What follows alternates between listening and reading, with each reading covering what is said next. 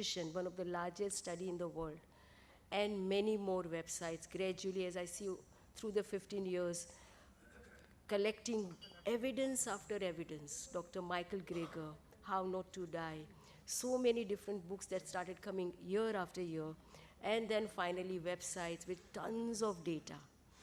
So I've been talking to my medical colleagues year after year, but they won't listen. They will just say, oh no, this can't be. It can't be that simple. It can't be what is on your plate and that you put in the mouth and diabetes can reverse or cholesterol can go down in 1 month. How can that be? But I never gave up. We kept doing talks also for doctors, for general public.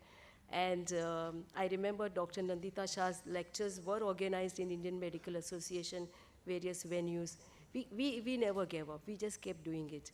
Finally now, Pan India is actually a branch of Pan Europe, which is already dedicated to this cause. The only single-handed one purpose we have is to inspire doctor with the data. Data is there now, pay attention. Before prescription, pay attention that choice should be given to all the patients.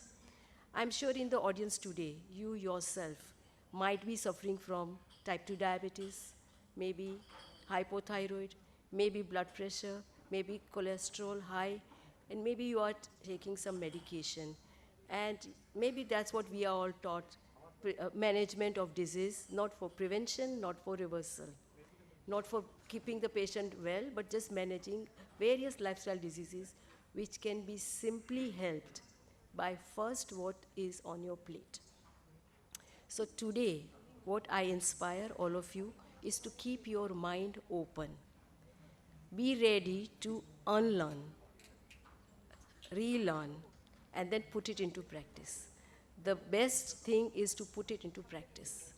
Today, some of you had the coffee and tea. We didn't publicly say that it was plant-based, but it had plant-based milk in it. And probably most of you just thought it was perfect. So that is another thing that we want to inspire, that how easy, how comfortable it will be, the journey. Today is the beginning point. Listen to our lineup of doctors who are coming from various faculties, are very experienced. They're going to share all this data with you. And we want to build up a Mumbai community of Pan-India. So I'm Dr. Madhvi Katpal, a dermatologist by profession. And I happen to engage and learn, like all of us, by serendipity, happen to reach the same area of whole plant-based diet through personal or clinical needs.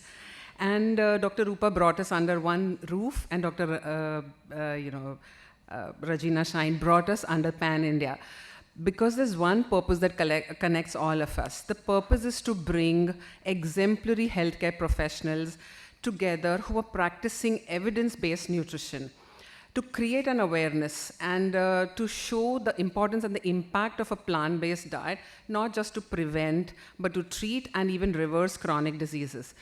And to make this as a core matrix of healthcare systems in our country.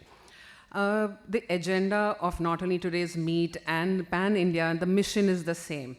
It is not only to teach and spread awareness, but it is more about training doctors also who care enough to bring nutrition into their healthcare and their daily practice, to train them and also build a network for spreading this information. Also to facilitate better food systems and environment, and also to advance this field by more patient-centric research. This is all being helped, already happening, because Pan India was, created in 2022, and it's a part of the Pan International, which is a global NGO. When something bad happens, we believe it very easily, but when something good happens, we always doubt. ये कैसे हो सकता है? इतने अच्छे लोग, they're just telling us things off the hat and just sharing everything. So we tend to doubt, are they authentic people? There must be some reason behind that. But we all know that we are all here, and all of you are here because you care enough. You care for yourselves, you care for your patients, your practice, the planet, and the world. So this is a beautiful day. It's a really overwhelming to feel and know that all of you are here, open-minded, ready to take on this challenge and move on and take nutrition as a core, unshakable part of your practice. So the event flow today is going to be, we're going to start with a talk by Dr. Rajeena Shahin, the Medical Director of Pan India. She's going to be talking and introduce Pan India to us. Next will be a talk by Dr. Sharang Wartikar, a vitreoretinal consultant, on the right diet to not die yet. But Dr. Sharang, we are all dying to hear you. Dr. Ajoy Prabhu, a lifestyle medicine expert, will talk on remission of PCOS through lifestyle medicine. Who better than him? He's a DCA, MS Pathology, and an MBA in Marketing with years of experience in lifestyle medicine. We will then have a panel discussion with doctors who are veterans in their field and who will share their experiences and expertise on evidence-based nutrition. Feel free to ask any questions because we have brought the choicest team for you. We have kept the talk of Dr. Sanjeev Khanna last, as dessert is always served last. The most needed and awaited talk on vitamin B12 and non-vegetarianism, myth or reality. Now, Dr. Rajeena Shahin, as a short introduction, it won't be enough, but I'll have to cut short, is the medical director of Pan India and champions the cause of making nutrition a core part of healthcare by engaging health professionals towards healthy and sustainable food environments. Guided by a strong strategy team, advisors, ambassadors, and consultants, she's a leading figure in the field of lifestyle medicine and the founder of a popular health tech firm, IOH.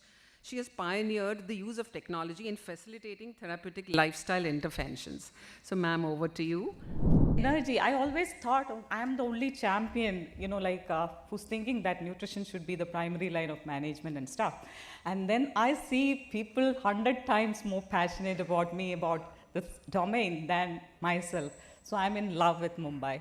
Really, this is not just for the speech. I'm really in love with the energy of Mumbai. So I've been doing this for the last 14, 15 years. Again, as Dr. Rupa's, most of us who are into the field always have some history of their relative or themselves transformed. My transformation happened when my daughter was around 3-4 months and my husband was diagnosed with metabolic syndrome. He was in a cardiac ICU. That's how we started the changing. We started changing to a whole food plant predominant eating pattern initially. He was 110 kgs, brought down to 88, all conditions reversed. It was just like Madhavi ma'am was saying, something good happens, we always doubt. Even including myself, I felt, okay, there is some other force which acted actually. We could never believe that food could be so powerful, so potential, so to reverse something like that actually. That's how my journey started. And we started a company followed by IOH and followed by joining PAN because I felt that we need to change the ecosystem around this actually. More and more doctors need to come into the picture because currently what happens is somebody else is disseminating the information. We need to be talking to our patients to change the way they need to change. I thank Pan India and Dr. Rajeena ma'am for inviting me here to speak. I'm Dr. Sharang Wartikar. I'm a vitreoretinal surgeon. I practice in Thane. I'm going to talk about the right diet to not die yet. So today, I won't tell you any nutritional studies suggesting why a whole food plant-based diet is so beneficial. Okay? I won't tell you that in diabetes, it has shown to reduce the HbA1c and reduce the medications. I won't be telling you that in cardiovascular disease, it is the only diet which has shown to actually reverse occlusion and that it has lesser cardiovascular and all-cause mortality when you shift to a plant-based diet. I won't tell you the link between autoimmune diseases and the animal products in cases like multiple sclerosis, rheumatoid arthritis, inflammatory bowel disease, ulcerative colitis, Crohn's disease. No, I won't be telling you this. Neither will I tell you that in kidney disease, animal foods increase the acid load and plant food reduce the acid load.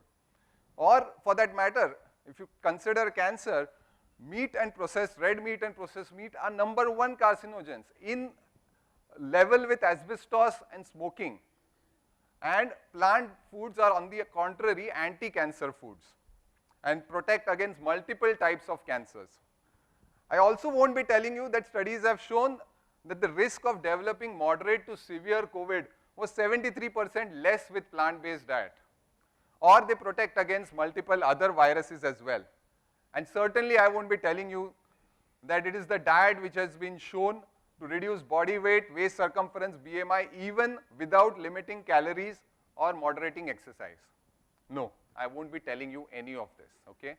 So today allow me to think a little out of the box and not speak about nutritional studies, yet give you evidence as to which is the best diet for us. Now 10,000 years ago, okay, we humans were what are known as foragers, that we used to hunters and gatherers. We used to basically eat whatever we used to find. Then what happened 10,000 years ago? We started doing agriculture. And then what happened? From whatever we could find, we started having whatever we wished for, because it was now in our control. And agriculture, if you see, can be of two types. One, there is plant agriculture, where we grow specific crops for their direct consumption, or it could be animal agriculture, where we grow specific animals for their direct or indirect consumption. Now, why am I saying grow animals? Because these animals are not born naturally. They are artificially produced solely for the intention of our consumption. Going through med school, you must have said, you must have taken an oath saying, do no harm. Don't directly go to the medications. Start slow. Start with things that are innocuous, right? See what happens to the patient. And that's exactly what we want to go back to our, to practice. What about a protein? It's the biggest fear and doubts. Ki meat, egg, fish, dairy taken off, and then how do you meet the recommended daily requirement? So I'll break this into two questions. One is, how do I meet my daily requirement, and how does content and quality differ between animal and plant sources? Yeah, so keeping it short, what I would say is that when you talk of individual components, it is not the right way to look at food. Food has to come as a package. True. Like, yes, if you say, are there more proteins in animal products? Yes. Serving-wise, yes. In fact, you would be surprised if you look calorie-wise, broccoli has more proteins than beef. A lot about keto versus a whole plant-based. As keto is rich in protein, we need protein. So what is your take on keto versus a whole plant? Keto is definitely a very popular diet, not to be denied.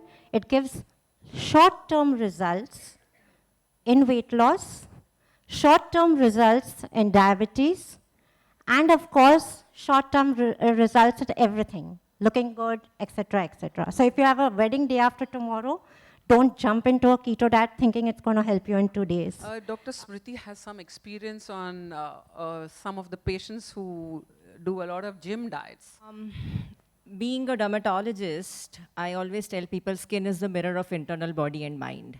And that's why people should include the skin checkups in the health checkups. Because if we all know whether it is acanthosis nigricans, or obesity, or the stubborn acne, or the early androgenetic alopecia, or hirsutism, even some people will come to us for the stretch marks removal, but it's all coming as the beginning or the very early marker of all the lifestyle diseases that they are coming up. Ladies and gentlemen, I understand that I am waiting between you and a sumptuous vegan lunch, and I wouldn't like to keep you waiting too long. Some of the factual material is common, and some of the jokes are also common.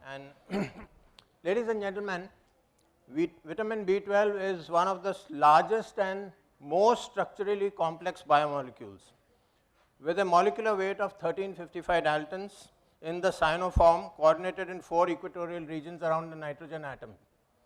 Have you understood anything? I didn't understand, so don't worry. Let's begin with the basics. So the word vitamin was first coined by Casimir Funk, who was a Polish researcher in Bristol, and who coined it because at that time vitamin B1, thiamine, was just discovered. And thiamine went with the word amine, and vita meant life, so vital amine is what really came in. Amines are nitrogen containing substances, and therefore that word got stuck, and although the remaining 12 vitamins, many of them didn't have amine groups, the word got generalized. So where does it come in? It comes in because it forms the fatty sheath of your myelin